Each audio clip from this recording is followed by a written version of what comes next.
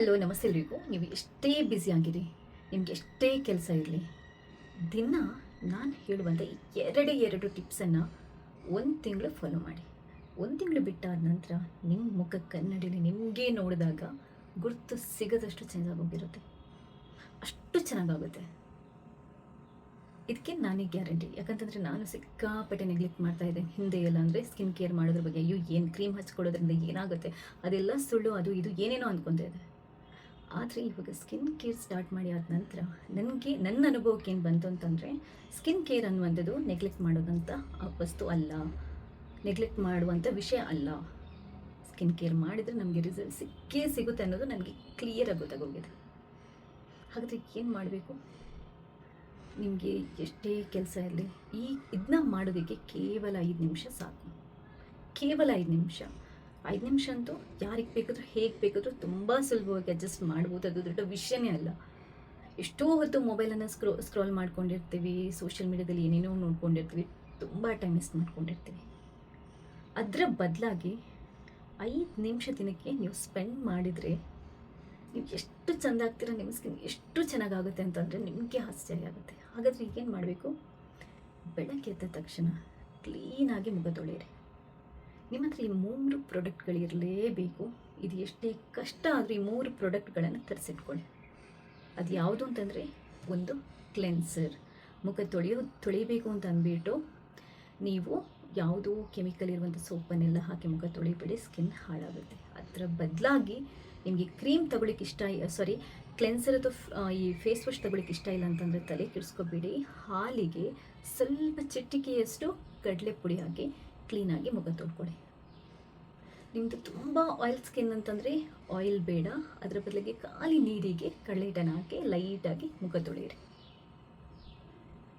ದಿನಕ್ಕೆ 2 ಸರಿ, ಬೆಳಿಗ್ಗೆ 1 ಸರಿ, ಎದ್ದ ತಕ್ಷಣ, ರಾತ್ರಿ ಮಲಗೋಕ್ಕಿಂತ ಮುಂಚೆ. ಕಡಲೆ ಹಿಟ್ಟು ದಿನಕ್ಕೆ 1 ಸರಿ ಹಾಕಿದರೆ ಸಾಕು. ಫೇಸ್ ವಾಶನ್ನು ಉಪಯೋಗ ಮಾಡ್ತೀರಾ ಅಂತಂದರೆ ದಿನಕ್ಕೆ 2 ಸರಿ ಫೇಸ್ ವಾಶಲ್ಲಿ ಮುಖ ತೊಳಿಬೋದು. ಕಡಲೆ ಹಿಟ್ಟನ್ನು ಉಪಯೋಗ ಮಾಡಿ, ಕ್ವಾಲಿಟಿ ಇರೋದನ್ನು ಉಪಯೋಗ ಮಾಡಿ.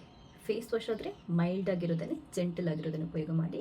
ಲಿಂಕ್ ಬೇಕು, ಬೈ ಮಾಡಬೇಕು ಅಂತಂದರೆ ಎಲ್ಲ ಟೈಪ್ ಆಫ್ ಸ್ಕಿನ್ಗೆ ಆಗುವಂತಹ ಮೈಲ್ಡ್ ಫೇಸ್ ವಾಶನ್ನು ಈ ವಿಡಿಯೋದಲ್ಲಿ ಟ್ಯಾಗ್ ಮಾಡಿರ್ತೇನೆ.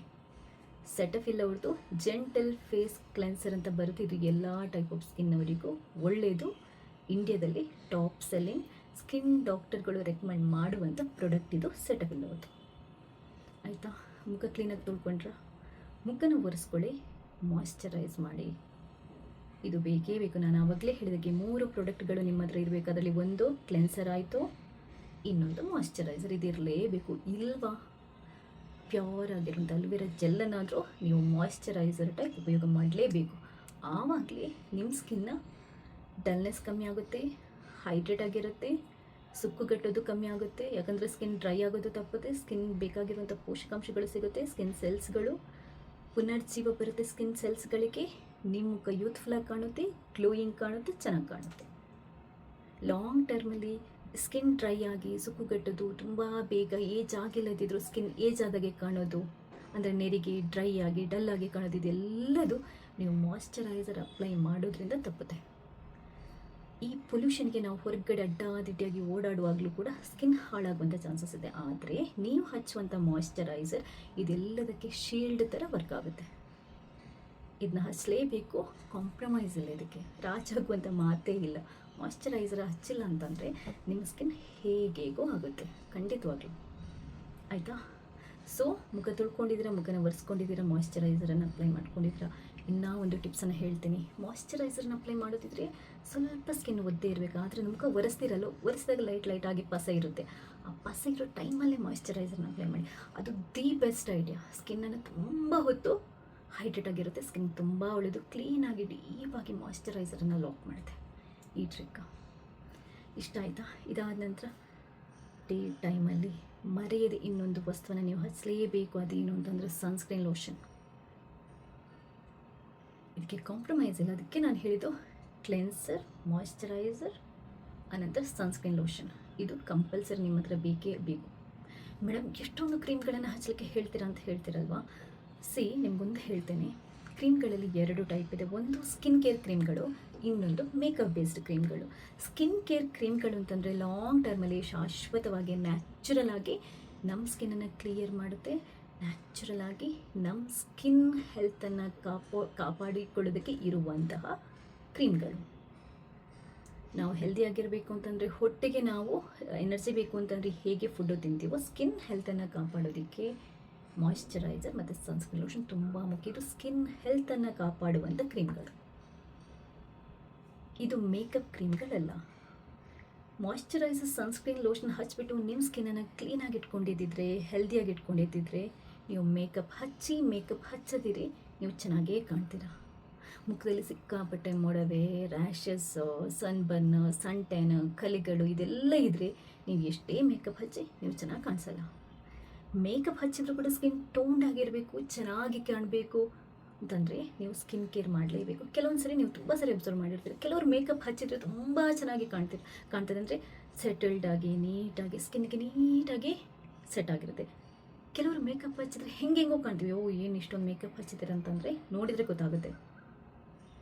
ಆದರೆ ಅದು ಯಾಕೆ ಆ ಥರ ಅಂತಂದರೆ, ಸ್ಕಿನ್ ಟೋನ್ಡ್ ಆಗಿದ್ದಾಗ ಯಾವುದೇ ಥರ ಮೇಕಪ್ ಹಚ್ಕೊಳ್ಳಿ, ಏನೇ ಮೇಕಪ್ ಹಚ್ಕೊಳ್ಳಿ, ಸ್ಕಿನ್ಗೆ ನೀಟಾಗಿ ಸೆಟ್ ಆಗುತ್ತೆ. ಸ್ಕಿನ್ ಟೋನ್ಡ್ ಆಗಿರುತ್ತೆ, ಯಾಕಂತಂದರೆ ಎಲ್ಲೂ ಮಾರ್ಕ್ಸ್ ಇರಲ್ಲ, ಸ್ಕಿನ್ ಈವನ್ ಟೋನ್ಡ್ ಆಗಿರುತ್ತೆ, ಕ್ಲೀನಾಗಿ ಬೇಸ್ ಸೆಟ್ ಮಾಡೋದಕ್ಕೆ ಈಸಿಯಾಗಿರುತ್ತೆ. ಅದೇ ನೀವು ಸ್ಕಿನ್ ಹೆಲ್ದಿಯಾಗಿಲ್ಲದಿದ್ರಿ, ಸ್ಕಿನ್ ಡ್ರೈ ಇದೆ, ಪೀಲ್ ಇದೆ, ಮಾರ್ಕ್ಗಳು ಜಾಸ್ತಿ ಇದೆ, ಸುಕ್ಕು ಇದೆ ಅಂತಂದರೆ ನೀವು ಎಷ್ಟೇ ಮೇಕಪ್ ಹಚ್ಕೊಳ್ಳಿ ಚೆನ್ನಾಗಿ ಕಾಣಿಸಲ್ಲ. ಆದ್ದರಿಂದ ಸ್ಕಿನ್ ಹೆಲ್ತನ್ನು ಕಾಪಾಡೋದಕ್ಕೆ ಈ ಕ್ಲೆನ್ಸರ್, ಮಾಯಿಶ್ಚರೈಸರ್ ಅನಂತರ ಸನ್ಸ್ಕ್ರೀನ್ ತುಂಬ ಮುಖ್ಯ. ಡೇ ಟೈಮಲ್ಲಿ ನೀವು ಸನ್ಸ್ಕ್ರೀನ್ ಹಚ್ಕೊಳ್ಳೇಬೇಕು. ಅದರಿಂದ ಬಂಗು ಕಲೆ ಆಗೋದು, ಬಿಸಿಲಿಗೆ ಹೋದಾಗ ಸನ್ ಟ್ಯಾನ್ ಆಗೋದು, ಸನ್ ಬರ್ನ್ ಆಗೋದು ಇದೆಲ್ಲ ತಪ್ಪುತ್ತೆ. ಪೊಲ್ಯೂಷನ್ಗೆ ಕೂಡ ಇದು ಪ್ರೊಟೆಕ್ಟ್ ಮಾಡುತ್ತೆ. ಇದೆಲ್ಲ ಮಾಡೋದಕ್ಕೆ ಎಷ್ಟು ಬೇಕು ಟೈಮ್? ಬೆಳಿಗ್ಗೆ ಒಂದು 5 ನಿಮಿಷ ನೀವು ಸ್ಪೆಂಡ್ ಮಾಡಿದರೆ ಸಾಕು. ಕ್ಲೀನಾಗಿ ಮುಖ ತೊಳ್ಕೊಳ್ಳೋದು, ಒರೆಸ್ಕೊಳ್ಳೋದು, ಮಾಯಿಶ್ಚರೈಸರ್ ಅಪ್ಲೈ ಮಾಡೋದು, ಸನ್ಸ್ಕ್ರೀನ್ ಲೋಷನ್ ಅಪ್ಲೈ ಮಾಡೋದು, ಆನಂತರ ನಿಮ್ಮದು ಮೇಕಪ್ ಕ್ರೀಮ್ಗಳನ್ನು ಹಚ್ಕೊಳ್ಳಿ, ಏನು ಬೇಕಾದರೂ ಮಾಡ್ಕೊಳ್ಳಿ, ಇದು ನಿಮ್ಗೆ ಬಿಟ್ಟಿರೋದು. ಇದಕ್ಕೊಂದು 5 ನಿಮಿಷ. ಸಾಯಂಕಾಲ ಕೂಡ ಒಂದು 5 ನಿಮಿಷ ಮುಖನ ಕ್ಲೀನಾಗಿ ಮಲಗೋಕ್ಕಿಂತ ಮುಂಚೆ ಕ್ಲೆನ್ಸರಲ್ಲಿ ತೊಳ್ಕೊಳ್ಳಿ, ಅಥವಾ ಲೈಟಾಗಿ ಕಡಲೆ ಹಿಟ್ಟು ಹಾಕಿ ತೊಳ್ಕೊಳ್ಳಿ. ಕಡಲೆ ಹಿಟ್ಟು ಜಾಸ್ತಿ ಹಾಕೋಕೆ ಹೋಗಬೇಡಿ, 2 ಸರಿ ಬೇಡ, 1 ಸರಿ ಸಾಕು. ಕಡಲೆ ಹಿಟ್ಟು ಉಪಯೋಗ ಮಾಡ್ತೀರಾ ಅಂತಂದರೆ ಮುಖನ ಒರೆಸ್ಕೊಳ್ಳಿ, ಮತ್ತೆ ಮಾಯಿಶ್ಚರೈಸ್ ಮಾಡಿ ಮುಖನ, ಅಥವಾ ಅಲೋವೆರಾ ಜೆಲ್ ಹಚ್ಕೊಳ್ಳಿ. ಮಲಗೋಕ್ಕಿಂತ ಮುಂಚೆ ಮಲ್ಕೊಳ್ಳಿ. ಇಷ್ಟೇ ಮಾಡಬೇಕಾಗಿರೋದು. 1 ತಿಂಗಳು ನೀವು ಈ ಸಿಂಪಲ್ ಟಿಪ್ಸನ್ನು ಫಾಲೋ ಮಾಡಿದರೆ, 1 ತಿಂಗಳಾದ ನಂತರ ನಿಮ್ಮ ಮುಖ ನೋಡಿ ನಿಮಗೆ ಗುರುತು ಸಿಗುತ್ತಷ್ಟು ಚೇಂಜಸ್ ಕಾಣುತ್ತೆ. ಸ್ಕಿನ್ ತುಂಬ ಈವನ್ ಟೋನ್ ಆದಾಗ, ಈಗ ನನ್ನ ಮುಖ ಹೇಗಿದೆ ನೋಡಿ, ಎಲ್ಲೂ ಅಂದರೆ ಡಲ್ನೆಸ್ ಇರ್ಬೋದು, ಅಥವಾ ಬ್ಲೇಮಿಶ್ ಇರ್ಬೋದು, ಮಾರ್ಕ್ಗಳು ಏನೂ ಇಲ್ಲ. ಯಾಕಂದ್ರೆ ನಾನು ತುಂಬ ಟೈಮಿಂದ ಸ್ಕಿನ್ ಕೇರ್ ಮಾಡ್ಕೊಂಡು ಬಂದಿದ್ದೇನೆ. ಇದೇ ಥರ ನಿಮ್ಮ ಸ್ಕಿನ್ ತುಂಬ ಕ್ಲೀನ್ ಆಗುತ್ತೆ, ಈವನ್ ಟೋನ್ ಬರುತ್ತೆ, ಗ್ಲೋನೆಸ್ ಸಿಗುತ್ತೆ ನೋಡಿ ನಿಮಗೆ. ನಾನು ಯೂಶ್ವಲ್ ಆಗಿ ವ್ಲಾಗ್ಗಳನ್ನು ಮಾಡಬೇಕು ಅಂತಂದರೆ ಸಿಕ್ಕಾಪಟ್ಟೆ ಮೇಕಪ್ ಏನು ಹಚ್ಕೊಳ್ಳಿಕ್ಕೆ ಹೋಗಲ್ಲ. ಬೇಕಾದರೆ ನೀವು ನೋಡಿ, ಹತ್ತಿರದಿಂದ ನನ್ನ ಸ್ಕಿನ್ನನ್ನು ಅಬ್ಸರ್ವ್ ಮಾಡಿ, ನಿಮಗೆ ಗೊತ್ತಾಗುತ್ತೆ. ಜಾಸ್ತಿ ಮೇಕಪ್ ಏನು ನಾನು ಮಾಡೋದಕ್ಕೆ ಹೋಗಲ್ಲ. ಈ ಥರ ನಿಮಗೆ ಸ್ಕಿನ್ಗೆ ಈವನ್ ಟೋನ್ ಸಿಗುತ್ತೆ, ಹೈಡ್ರೇಟಕ್ ಆಗುತ್ತೆ. ಈಗ ನೋಡಿ, ಹಿಂಗೆ ಮುಟ್ಟಿದ್ರು ಕೂಡ ಬೌನ್ಸೇ ಆಗಿರುತ್ತೆ. ಇಲ್ದಿದ್ರೆ ಮುಖ ಈ ಥರ ಇಳಿದು ಹೋದಾಗೆ, ಡಲ್ ಆದಾಗೆ ಎಲ್ಲ ಇರುತ್ತಲ್ವ. ನೀವು ಮಾಯಿಶ್ಚರೈಸರ್ ಎಲ್ಲ ಹಾಕಿದ್ರೆ ಸ್ಕಿನ್ ಟೈಟ್ ಆಗ್ತಾ ಹೋಗುತ್ತೆ. ಸೊ ಸ್ಕಿನ್ ಕ್ಲೀನ್ ಆಗುತ್ತೆ, ನಿಮ್ಮದು ಹೆಲ್ದಿ ಆಗುತ್ತೆ, ಚೆನ್ನಾಗಾಗುತ್ತೆ. ಇದಕ್ಕೆ ನಾನು ಬೆಸ್ಟ್ ಎಕ್ಸಾಂಪಲ್. ನಂದು ಬೇಕಾದರೆ 5 ವರ್ಷ 6 ವರ್ಷ ಹಿಂದಿನ ವಿಡಿಯೋಗಳನ್ನು ನೋಡಿ ನಿಮಗೆ ಈ ಥರ ಇಲ್ಲ ನನ್ನ ಸ್ಕಿನ್. ಅವಾಗ ಅಷ್ಟೊಂದು ನಾನು ತಲೆ ಕೆಡಿಸ್ಕೊತಾ ಇರಲಿಲ್ಲ, ಇವಾಗ ಚೆನ್ನಾಗಿ ತಲೆ ಕೆಡಿಸ್ಕೊತಾ ಇದ್ದೇನೆ. ಸೊ ಇಷ್ಟೇ. ಈ ವಿಡಿಯೋ ಇಷ್ಟ ಆದರೆ ಲೈಕ್ ಮಾಡಿ. ನೀವು ಏನೇನಾದರೂ ಹಚ್ಚೋಕ್ಕಿಂತ ಮುಂಚೆ ಪ್ಯಾಚಸ್ ಮಾಡೋದನ್ನು ಮರಿಬೇಡಿ. ಒಳ್ಳೆ ಮಾಯಿಶ್ಚರೈಸರ್, ಸನ್ಸ್ಕ್ರೀನ್ ಲೋಷನ್ ಅಥವಾ ನಿಮಗೆ ಕ್ಲೆನ್ಸರನ್ನು ಬೈ ಮಾಡಬೇಕು ಅಂತಂದರೆ ಈ ವಿಡಿಯೋದಲ್ಲಿ ಟ್ಯಾಗ್ ಮಾಡಿರ್ತೇನೆ. ಸೊ ನೀವು ಮಾತ್ರ ನೋಡೋದಲ್ಲಿ ವಿಡಿಯೋಗೆ ಶೇರ್ ಮಾಡೋದನ್ನು ಮರಿಬೇಡಿ. ಏನೇ ಡೌಟ್ ಇದ್ದರೂ ಕಮೆಂಟ್ ಮೂಲಕ ತಿಳಿಸಿ. ವಿಡಿಯೋನ ನೋಡಿ ಶೇರ್ ಮಾಡಿ. ಥ್ಯಾಂಕ್ಸ್ ಎಲ್ರಿಗೂ.